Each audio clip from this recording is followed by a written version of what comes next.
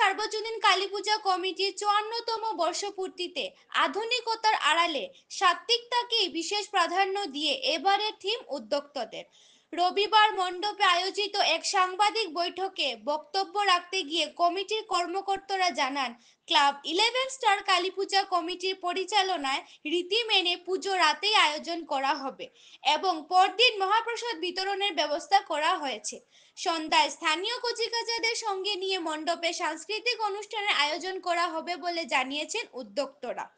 এছাড়াও পুজোর 3 দিন উদ্যোক্তাদের তরফে বিভিন্ন কর্মসূচি আয়োজন করার পরিকল্পনা হাতে নেওয়া হয়েছে।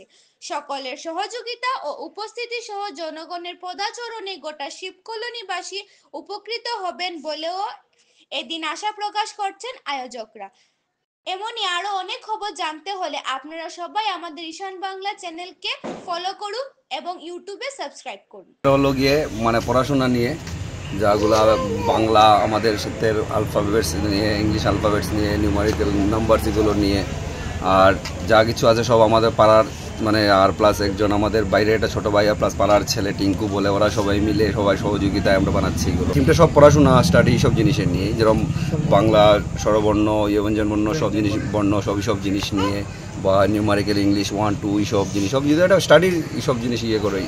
কারণটা হলো গিয়ে যে ভবিষ্যতে মানুষ দেখে যে পড়াশোনার দিকে একটু করবে, অগ্রসর থাকবে, তাই বলে সবাই তো সব রকম বানায়, তো এইগুলো একটু ভালো লেগেছে তাই বলে আমরা এগুলো বললাম। পুজো 3 দিন থাকবে আমাদের করে, লোকজন 3 দিন পর্যন্ত আসা যাওয়া করতে পারবে সব, মানে একদম পুজো কমপ্লিটলি পুরো 3 দিন আমাদের ওপেন থাকবে।